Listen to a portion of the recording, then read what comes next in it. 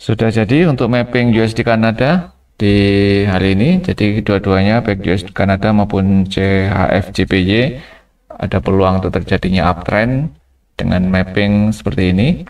Bisa diterapkan minggu ini sampai berakhir Jumat besok. Jika tidak tersentuh maka kita abaikan.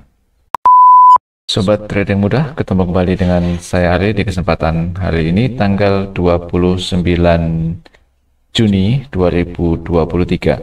Saya kembali mapping untuk melihat peluang yang bisa kita ikuti di kesempatan hari ini. Seperti video sebelumnya, saya akan mapping dengan menggunakan strategi seasonality trading, yaitu suatu strategi yang menggunakan dasar pola masa lampau untuk kita terapkan pada pola di saat sekarang atau masa sekarang. Dan kebetulan untuk CHF JPY, jadi saat ini saya akan mapping di CHF JPY di masa lampau atau di bulan Juni tahun 2022. Dia membentuk pola trending dan akhirnya kita untuk di Juni 2003 juga sama, pola yang terbentuk juga trending. Dan untuk saat ini harga kalau kita perhatikan sedang menempel di garis support untuk garis trendingnya. Jadi ada peluang untuk dia kembali mencoba naik. Walaupun kalau kita lihat untuk CHF JPY ini sedang bentuk trend untuk all time high. Jadi harga tertinggi sepanjang masa. Dan memang untuk harga-harga tertinggi sepanjang masa seperti ini riskan untuk terjadinya koreksi. Namun jika kita lihat tren yang mulai bulan Juni ini terus naik. Jadi ini all time high. Jadi belum ada high sebelumnya. Jadi kalau kita lihat untuk angka resisten sebelumnya belum terbentuk. Jadi dia masih mencoba untuk membentuk resisten yang baru. Nah, untuk saat ini kalau kita melihat dia ditahan di harga support, maka ada peluang dia untuk mencoba naik lagi atau dia akan terkoreksi. Jadi ada dua kemungkinan untuk di CHF JPY. Kita asumsikan dia akan terus naik karena kebetulan untuk mata uang JPY memang dalam minggu ini masih diprediksikan terus melemah. Jadi ada peluang untuk CHF juga terkerek naik. Nah, kita bisa buat mappingnya. Jadi ini harga tertinggi sebelumnya. Nah, jadi ini kita anggap sebagai resisten yang baru. Jika nanti ini terlewati, maka kita bisa ikuti dengan buy untuk menganggap atau berharap ada new high baru yang dibentuk. Kalau kita lihat dari volatilitas harga, rata-rata untuk CHF JPY itu di 570 atau 600 pip ya, pergerakan naik turunnya, maka kita bisa berharap untuk TP-nya adalah di 600 pip berikutnya. Jadi kita di sini bisa pasang buy stop. Kemudian untuk TP-nya kita pasang di 600 pip berikutnya. Berarti kurang lebih di sini ya. Untuk TP berikutnya. Karena kalau kita lihat juga terlalu mepet. Jadi kita pasang di 16200.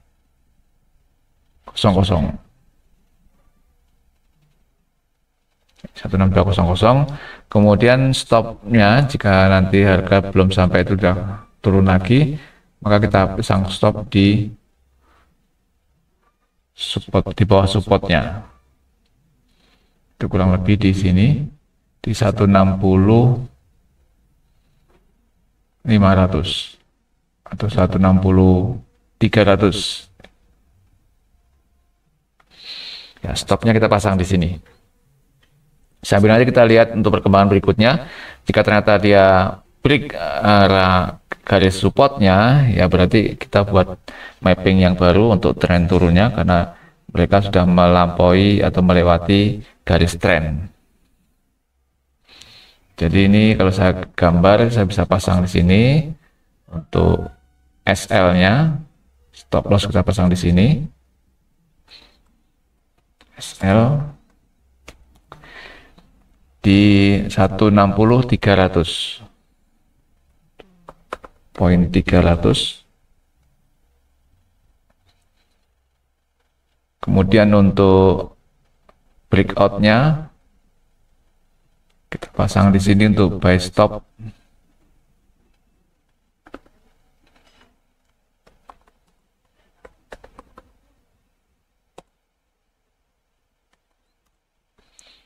di 161.300.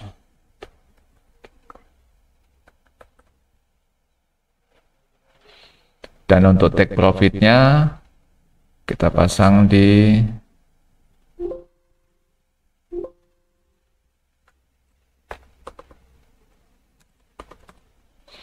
16200.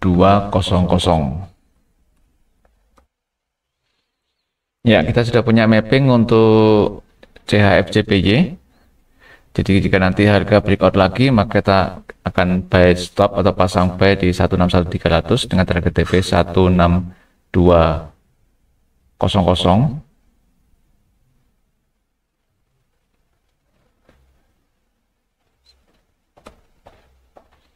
Kemudian untuk stopnya kita pasang di 160.300.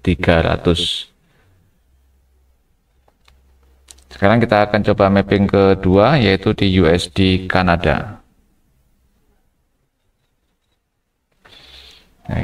Nah, untuk USD Kanada saat ini harga sedang breakout di garis trend, jadi garis downtrendnya dia di breakout, maka di sini ada peluang untuk terjadinya uptrend.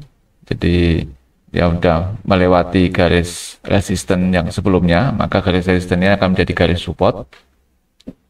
Dan kalau kita lihat ini juga harga sudah breakout di garis resisten sebelumnya, jadi di bulan-bulan sebelumnya ini merupakan garis resisten. Nah, di sini pun juga sudah di breakout. Jadi ada peluang kuat untuk harga terus naik mencapai garis resisten berikutnya, yaitu di area sini. Kalau kita lihat, nah ini 1, 2, 3, 4 ini ditahan di harga yang sama, maka ada peluang untuk terjadi target berikutnya. Di sini berarti ada peluang buy yang kita bisa ikuti.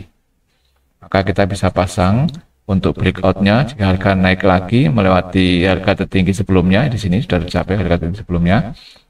Kita bisa pasang untuk target breakoutnya di sini. Ya, di sini. Jadi kita ini target untuk breakout buy-nya di sini, kemudian TP kita ikuti untuk target resisten berikutnya, yaitu di area sini sebagai TP.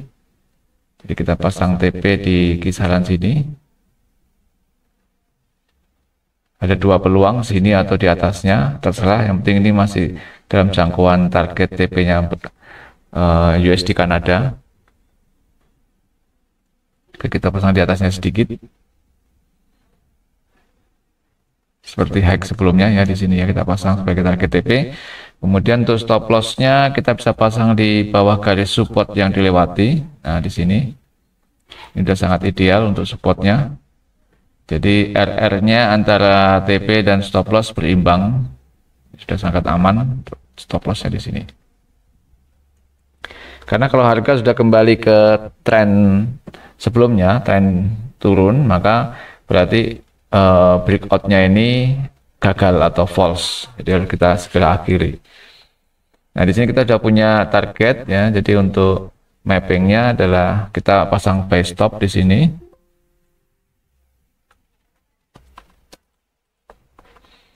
Buy stop di harga 1.32800. 1.32800. Kemudian untuk TP-nya kita pasang di 1.33500. 1.33500.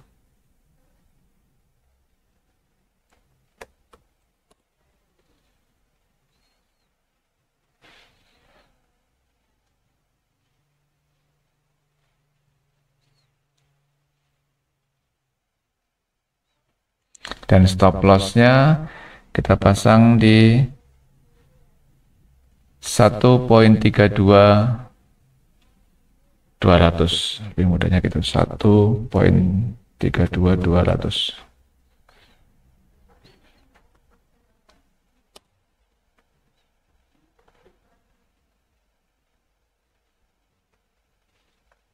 Nah, sudah jadi untuk mapping USD Kanada di hari ini. Jadi dua-duanya baik USD Kanada maupun CHF JPY ada peluang untuk terjadinya uptrend dengan mapping seperti ini.